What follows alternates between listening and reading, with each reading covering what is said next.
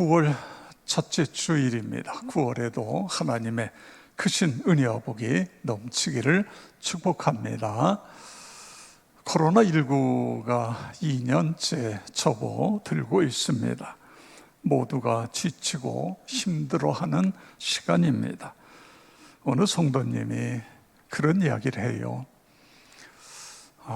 이 온라인 영상 예배가 없었으면 어쩔 뻔했습니까? 어떻게 보면 국가가 모이지 말아라 그랬을 때에 집에서 영상으로라도 예배를 드릴 수 있어서 이 어려운 때를 하나님의 은혜로 지낼 수 있었습니다. 그런 이야기인 것입니다. 저도 이 코로나를 위해서 사실은 준비한 것은 아니고, 코로나 전에 우리가 이 본당 리모델링하고 또 음향과 영상, LED 스크린을 새로 하고 또 카메라를 바꾸고 이런 모든 것들이 있었기 때문에 가장 좋은 화질과 음향으로 우리가 영상 예배를 송출할 수 있었다는 것, 참 하나님의 은혜다, 그런 생각을 하게 됩니다. 여러분, 영상으로 예배를 드릴 때에 이 음향이 시원찮고 화질이 좋지 않으면 굉장히 피로도가 빨리 오게 되어집니다. 우리 영상 예배는 TV에서 보는 것과 거의 동일한 그런 화질을 보내고 있습니다. 그런 면에 있어서 여러분 감사하시기를 바랍니다. 오늘 본문은 세례 요한이 제자들을 시켜서 예수님께 질문을 하고 예수님은 거기에 대한 답을 하는 그런 내용인 것입니다. 세례 요한이 감옥에 갇혔습니다. 사해 가까운 산악지대에 마카에루스 요새에, 거기에 이 토굴 속에 갇혔습니다. 그가 갇힌 이유는 갈릴리 베레아 분봉왕 헤롯 안티파스의 죄를 비판했기 때문입니다. 헤롯 안티파스가 로마에 있는 자기 동생을 방문했다가 동생의 아내 헤로디아를 범합니다. 그리고 돌아와서 자기 아내와 이혼을 하고 자기 동생의 처를 다시 동생의 처와 결혼을 하는 거예요. 강직한 이 세례 요한이 그걸 그냥 보고만 있을 수 없잖아요. 그래서 단호하게 헤롯을 책망합니다. 그랬더니 당시 군주를 책망한 것은 결코 안전할 수 없는 행위여서 그가 감옥에 갇히게 되어지는 것입니다. 누구나 감옥에 들어가서 생활한다는 것은 참 힘든 그런 시간이지요. 그런데 특별히 이 세례 요한은 아마도 더 힘들었을 것입니다. 왜냐하면 그는 광야의 사람입니다.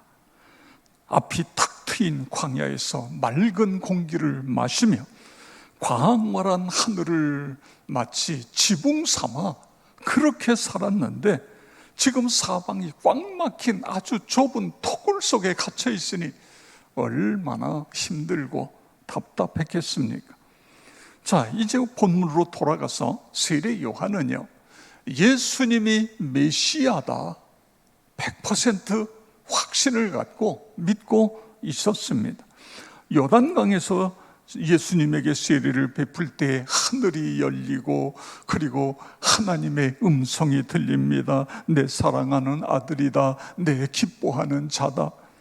마태복음 3장 16절 17절에 보면 예수께서 세례를 받으시고 곧 물 위에서 올라오실 새 하늘이 열리고 하나님의 성령이 비둘기같이 내려 자기 위에 임하심을 보시더니 하늘로부터 소리가 있어 말씀하시되 이는 내 사랑하는 아들이요 내 기뻐하는 자라 하시니라. 아멘.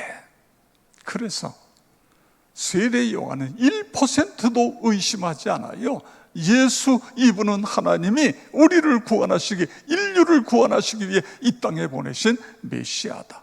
그래서 세례 요한이 자기 제자들에게 예수님을 향하여 이렇게 표현합니다. 요한복음 1장 29절 33, 34절에 보면 이튿날 요한이 예수께서 자기에게 나오심을 보고 이르되 보라, 세상 죄를 지고 가는 하나님의 어린 양이로다. 나도 그를 알지 못하였으나 나를 보내어 물로 세례를 베풀라 하신 그이가 나에게 말씀하시되 성령이 내려서 누구 위에든지 머무는 것을 보거든 그가 곧 성령으로 세례를 베푸는 이인 줄 알라 하셨기에 내가 보고 그가 하나님의 아들이심을 증언하였노라 하니라. 아멘. 그렇습니다. 이처럼 세례 요한은 100% 예수님은 메시아다, 이걸 믿었어요. 그런데 오늘 본문에 보면 이해가 안 되는 부분이 나옵니다. 마태복음 11장 3절에 보면 예수께 여짜오되 오실 그이가 당신 이오니이까 우리가 다른 일을 기다리오리이까. 지금 세례 요한이 토굴 속에 갇혀 있는데 거기에 세례 요한의 제자들이 왔어요. 근데 그 제자들을 예수님에게 보내면서 오실 메시아가 당신입니까? 아니면 우리가 다른 사람을 기다려야 됩니까? 이런 질문을 하고 있는 거예요. 자, 왜 이런 일이 일어났을까요? 세례 요한은 이미 여러 가지 징조라든가 모든 걸 통해서 예수님이 메시아라는 걸 믿으면서 왜 이런 이야기? 여기에 대한 학설은 대개 두 가지입니다. 하나는 오랜 감옥 생활, 외부와 단절된 고독한 생활 속에서 마음이 우울해졌고 나약해진 것이 아닌가. 그래서 이건 추측입니다. 추측. 인간이란 누구나 환경의 영향을 받는다. 세례 요한, 물론 여인이 낳은 자 중에 가장 큰 자요, 예수님 앞길을 평탄케 하기 위하여 앞서온 선지자, 그렇습니다. 그런데 그도 나약해질 수 있는 인간이라는 거예요. 우리가 알아야 할 진리는 인간은 누구를 막론하고 때때로 약해질 수 있고 상황에 따라 회의감을 가질 수도 있게 되어진다, 그런 이야기입니다. 그리스도를 믿어도 완전할 수 없는 것이 우리 인간입니다. 항상 최고의 경지에 머물러 있을 수 없는 것입니다. 여러분, 엘리야 선지자를 보세요. 엘리야 선지자 얼마나 대단합니까? 기도했더니요 3년 6개월 동안 비가 안 와요. 그리고 갈멜 산상에서 기도했더니 하늘에서 불이 떨어져 가지고 그 제단에 있는 모든 재물들을 다 태워버리잖아요. 여러분, 기도했는데 하늘에서 불이 떨어져요. 3년 6개월 동안 비가 안 와요. 다시 기도하니까 비가 오는데 그냥 비가 아니에요. 억수로 쏟아지는 엄청난 장마비와 같은 비가 쏟아지는 거예요. 대단하지요? 이런 대단한 엘리야, 그 외에도 엘리야에 대해서 할 말이 너무 많잖아요. 그런데 왕의 부인인 이세벨에게 쫓기면서 엘리야가 어떻게 이야기하고 있죠? 열왕기상 19장 4절에 보면 자기 자신은 광야로 들어가 하룻길쯤 가서 한 로덴 나무 아래에서 앉아서 자기가 죽기를 원하여 이르되 여호와여 넉넉하오니 지금 내 생명을 거두시옵소서. 나는 내 조상들보다 낫지 못하나이다 하고 아멘. 하나님 나 죽여달래요. 너무너무 힘들다 그거예요. 아니 엊그저께까지는 하늘에서 불을 내리고요 기도하니까 막 비가 쏟아지고 하나님이 함께 하시는데 지금 도망가다가 나 죽여주세요. 이제 그만했으면 그만하면 됩니다.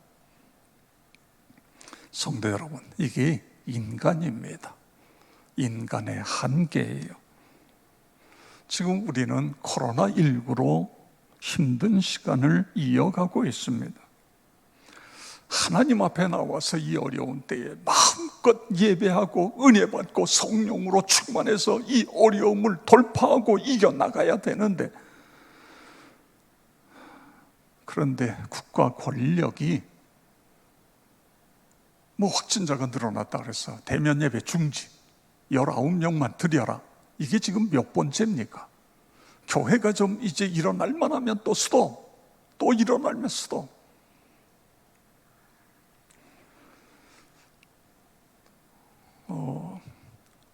200명이 모이는 예식장에는 99명까지 들어갈 수 있다. 그런데 여의도 순복음교회 12,000명, 3,000명 들어가는 데는 99명만 들어가야 된다. 이게 형평성이 맞습니까? 여러분, 이게 이해가 돼요? 이게 앉아가지고 책상에 앉아서 그냥 펜만 돌리고 있고 현장을 너무너무 무시해버리는 이런 정책을 피고 있어요. 여러분, 우리 교회만도요, 어제 우리 장로님 몇 분, 안수 집사님 몇 분, 그리고 목사님들, 전도사님들, 사모님들, 이분들이 다 나와가지고 2층, 3층, 4층 다 청소하고, 다 소독하고, 푸른 초장 청소하고, 소독하고, 식당 다 청소하고, 소독하고 다 했잖아요. 그리고 마스크 쓰고 예배 드리잖아요. 부활절날 확진자가 우리 교회에 왔다 갔는데 2차 감염이 하나도 이루어지지 않았어요. 마스크를 썼잖아요. 그런데 세상에 이 넓은 데에 99명만 앉아라? 어떻게 그렇게 결정을 하죠? 저희 교회는 그래도 나은 거죠. 여러분, 5,000명, 7,000명, 10,000명이 들어가는 예배당에서 99명만 앉아서 예배를 드려라. 어떻게 그런 결정을 내립니까? 그러다 보니까 이제 우리 성도님들이 어쩔 수 없이 영상 예배에 익숙해졌고 편안해졌잖아요. 그럼 교회까지 나올 이유가 없어요. 그냥 집에서 스마트폰이나 아니면 TV에다 연결해서 영상으로 예배 드리면 나 끝났다, 예배 끝났다. 그러다 보니까 나도 모르게 우리의 신앙이 자꾸만 퇴보하게 되어지는 거예요. 물론 안 그런 사람도 있습니다만, 여러분 어떠세요? 내가 영상으로 예배를 계속 드리니까 내 신앙이 계속 성장한다. 그럴 수 있으면 너무너무 좋겠어요. 한국교회 전체의 신앙이 지금 밑으로 가라앉고 있는 거예요. 너무너무 안타까워요.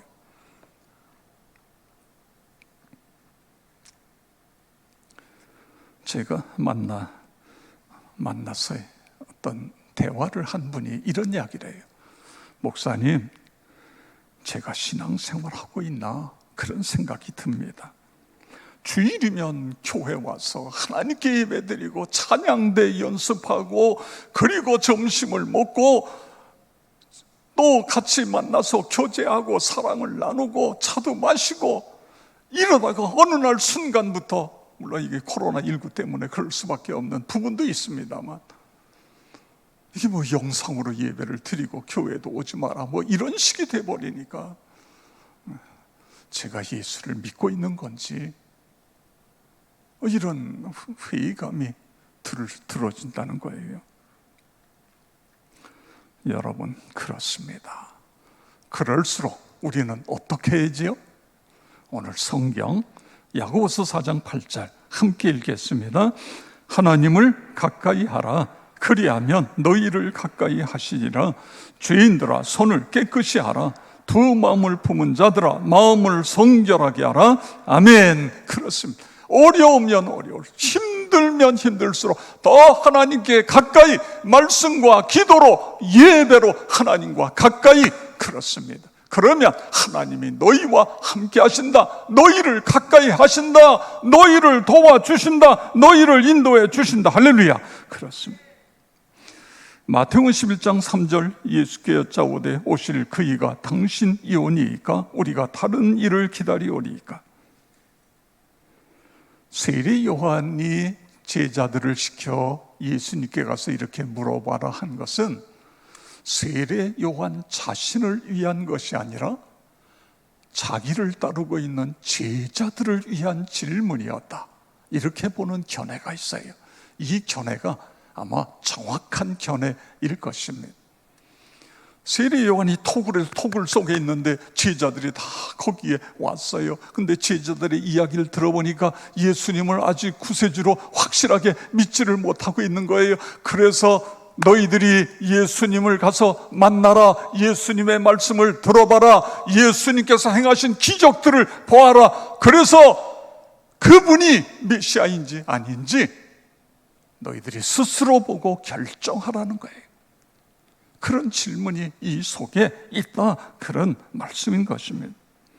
눈으로 확인하고 말씀을 들어보고 그리고 그분이 메시아라고 하는 사실에 확증을 가져라, 이 믿음을 가지고 너희들이 살아가라, 그런 말씀이 이 속에 있다, 그거예요. 자, 이런 질문을 하니까 예수님 어떻게 대답하고 계시죠?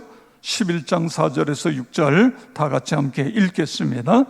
예수께서 대답하여 이르시되 너희가 가서 듣고 보는 것을 요한에게 알리되 맹인이 보며 못 걷는 사람이 걸으며 나병 환자가 깨끗함을 받으며 못 듣는 자가 들으며 죽은 자가 살아나며 가난한 자에게 복음이 전파된다 하라. 누구든지 나로 말미암아 실족하지 아니하는 자는 복이 있도다 하시니라. 아멘. 네, 이 말씀이 뭐죠? 내가 메시아다, 그걸 가서 전해라, 그런 이야기예요. 이 말씀은 구약 성경에서 메시아가 오시는데 그분이 이런 일을 한다는 그 말씀의 내용인 것입니다. 동시에 예수님께서 오셔서 마태복음 8장부터 10장까지 각가지 기사와 표적을 행하셨는데 그 사건을 요약해 놓은 내용인 것입니다. 이 사건들을 보고 가서 그렇게 전하라. 이게 뭐죠? 이 사건을 통해서 메시아인 것을 다시 한번 확신해라, 그런 말씀인 것입니다. 성도 여러분, 오늘 하나님은 이 성경을 통해 우리에게 이 확신을 갖기를 원하시는 거예요. 여러분 믿으시기 바랍니다. 예수님은 하나님의 아들이신데 우리 인간을 구원하시기 위해 이 세상에 오셨고 우리의 죄짐을 대신 지시고 십자가에 죽으셨다가 3일 만에 부활하신 메시아, 그래서 그분을 믿으면 죄에서 구원을 받을 뿐만 아니라 그 예수를 믿는 믿음을 통하여 우리가 능력 있는 삶을 살아간다. 여호와 라파의 놀라운 신유의 은혜와 축복을 받는다. 할렐루야. 이런 기적이 우리에게 나타난다. 그걸 우리에게 말씀해 주고 있는 것입니다. 어떤 사실을 증명하는 방법으로는 직접 눈으로 보거나 귀로 듣는 방법이 있어요. 이걸 우리는 체험이라는 표현을 써요. 체험할 때에 확신하게 되어지는 것입니다. 살아계신 하나님을 내 가족, 내 이웃에게 전하려면 여러분 어떻게 해야 됩니까? 입술로 아무리 이야기해도 안 돼요. 내가 경험한 예수, 내가 만난 예수, 나를 변화시킨 예수, 그 예수를 보여주는 거예요. 내가 예수를 믿고 내가 변화된 내 언어, 내 행동, 내 생각, 내가 예수를 믿고 행복한 가정이 된 모습, 내 자녀들이 예수 믿고 내 자녀들이 하나님의 은혜와 복을 받는 모습, 이런 걸 보면서 하나님이 살아계시구나, 하나님을 믿으면 나도 그렇게 되겠구나, 이게 오늘 여기서 이야기하는 중요한 핵심 메시지인 것입니다. 성도 여러분, 살아가면서 힘들고 고통스러울 때에 그때 우리는 이 질문을 해야 됩니다. 오실 그분이 당신 맞지요? 힘들고 어려울수록 이 질문을 계속해야 돼요. 그래서 우리의 믿음이 조금도 흔들리지 않는, 반석 위에 세워진 그런 믿음이 되어야 되는 거예요. 오실 그이, 예수님 오실 그이가 당신 맞지요? 그렇습니다. 그래서 여기에 대한 확신이 생기면 날마다 그분을 만나는 거예요. 날마다 그분 앞에 나아가는 거예요. 나가서 찬송하고 기도하고 말씀으로 그분과 만나는 거예요. 매일매일 만나는 것입니다. 그러면서 하나님을 경외하고 하나님을 사랑하고 하나님을 예배하고 할렐루야. 히스기야 왕을 보세요. 히스기야 왕은 유다의 13번째 왕입니다. 이 히스기야 왕을 이렇게 소개해요. 열왕기하 18장 5절 6절인데 우리 함께 읽겠습니다. 히스기야가 이스라엘 하나님 여호와를 의지하였는데 그의 전후 유다 여러 왕 중에 그러한 자가 없었으니 곧 그가 여호와께 연합하여 그에게서 떠나지 아니하고 여호와께서 모세에게 명령하신 계명을 지켰더라. 아멘. 이 무슨 내용이에요? 이 히스기야 왕은 매일 하나님을 만났다 그거예요. 하나님을 예배하고 하나님과 더 가까워지고 하나님을 경외하고 그렇게 했더니 7절에 보세요. 여호와께서 그와 함께 하시며 그가 어디로 가든지 형통하였더라. 아멘. 그렇습니다. 여러분, 형통의 복을 받으려면 하나님과 매일 만나야 돼요. 하나님과 가까워져야 돼요. 하나님의 은혜 속에 머무르는 거예요. 그러면 그렇게 돼요. 그런데요, 히스기야 왕은 우리가 아는 대로 여기서 끝나지 않잖아요. 병 들었어요. 몸이 이게 말이 아니에요. 그런데 하나님의 선지자 이사야 선지자가 오더니 하나님께서 말씀하시는데 왕이요, 이게 죽을 병이라고 그럽니다. 삶을 정리하세요. 그리고 가는 거예요. 여러분, 세상에 이런 일이 어디 있어요? 선지자가 와서 죽는데요. 하나님이 죽는다고 그러는. 그때의 이 히스기야 왕이 어떻게 하죠? 매일 하나님과 만났잖아요. 그래서 사람을 본 것이 아니라 하나님에게 초점을 맞추고 하나님을 향하여 눈을 들고 하나님께 부르짖어 기도하는 거예요. 하나님, 제가 진실과 전심으로 행한 것 하나님 아시잖아요. 제가 선하게 한 것 하나님 기억하시고, 지금 내가 죽으면 아수르가 지금 계속해서 유다를, 이미 북이스라엘은 다 넘어갔어요. 그런데 나 죽으면 어떻게 해요? 하나님 살려주세요. 얼마나 간절히 기도했어요. 그런데요, 조금 있다가 갔던 이사야 선지자가 다시 돌아와요. 돌아와서는 뭐라고 이야기하죠? 하나님께서 왕의 기도와 눈물을 보셨습니다. 하나님께서 왕의 기도를 들으시고 15년을 더 삶을 연장시켜 주셨습니다. 그래서 여러분 중에는 15년은 그건 아무것도 아니라고 생각할 수 있지만, 앞으로 2달밖에 못 삽니다. 그 사람에게 15년이라는 건 엄청난 은혜고 축복이에요. 어떻게 해요?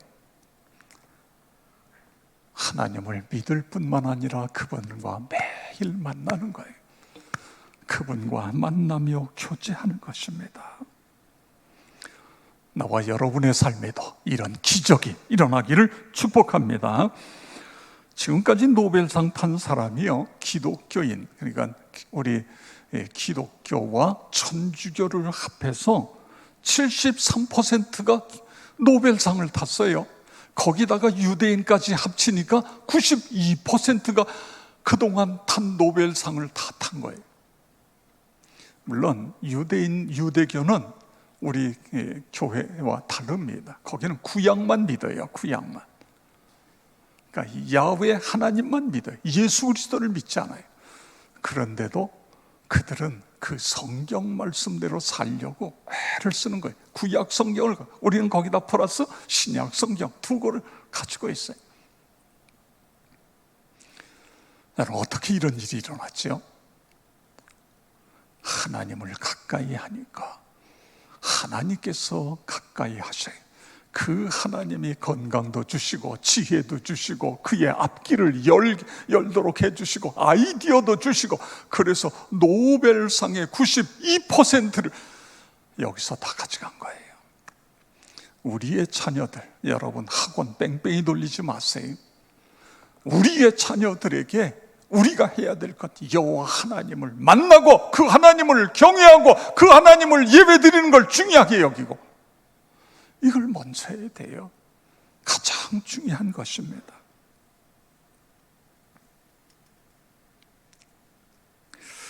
잠언 23장 17절 18절에 보면, 내 마음으로 죄인의 형통을 부러워하지 말고 항상 여호와를 경외하라. 항상 여호와를 경외하라. 정령이 내 장래가 있겠고 내 소망이 끊어지지 아니하리라. 아멘. 항상 여호와를 경외하면 내 장래를 하나님이 보장해 주신다. 하나님이 인도해 주신다. 건강도 주신다. 할렐루야. 그렇습니다. 여러 해 전에 우리 교회에 오셔서 집회를 인도하신 정태기 목사님, 이분의 글에 보니까 이분이 이제 대학을요, 치유상담대학원 대학교를 설립했어요. 한국교회 가정의 문제가 너무 많은 거예요. 이걸 해결하기 위해서 이 대학원 대학교도 있고 또 치유상담원도 있습니다. 근데 거기에 34살 된 연구원의 이야기를 그 책에 기록했어요. 이 사람이 28살에 소경이 돼요. 맹인이 됩니다. 시각장애인이 돼요. 아버지의 외도로 엄마와 이혼하고 일찍이 엄마가 미국으로 가버려요. 그러면서 본인이 그 힘든 시절을 보내요. 이 분노가 계속해서 쌓이다가 28살에 시신경에 고장이 나면서 앞을 보지 못해요. 근데 이 사람이 이 치유 상담원에 와서 여기서 예수님을 깊이 만나요. 그리고 여기서 훈련받으면서 어린 시절에 들었던 아버지의 이야기가 그때 생각이 나는 거예요. 할아버지, 아버지의 아버지인 할아버지께서 첩을 두고 그러면서 뭐 바람이 나고 이래가지고는 본인이 이 아버지가 너무너무 어린 시절에 고생을 했어요. 근데 이게 대를 이어서 그 아버지도 똑같은 일이 벌어져서 결국에 이혼하게 되었다, 이런 이야기를 하는 거예요. 그러면서 아버지를 이해하기 시작해요. 아버지를 위해 기도하기 시작해요. 아버지를 긍휼히 여기게 돼요. 이런 표현이 맞는지 모르지만 아버지를 용서하게 되는 거예요. 그래서 하염없이 눈물을 흘리면서, 하나님, 저희 아버지도 그런 아픔이 있었습니다. 그렇게 하면서 다 계속해서 상처가 치유되고 회복되어지는데 어느 날 보니까 눈이 띄어진 거예요. 이런 기적이 일어났어요. 여러분, 이게 복음인 것입니다. 복음이 능력인 거예요. 오늘 성경은 우리에게 뭘 말씀하고 계세요? 그 예수 그리스도, 그분이 오실 분, 바로 그분이다. 그분을 메시아로 믿어야 된다. 믿을 뿐만 아니라 날마다 그분과 가까이 해야 돼. 말씀과 기도와 예배로 그분과 가까이 하면 내가 너희와 함께한다. 내가 너희를 책임져 준다. 너희 앞길을 내가 인도하겠다. 내가 너에게 복을 주겠다. 나와 여러분 모두가 그렇게 되어지길 주의 이름으로 축원합니다.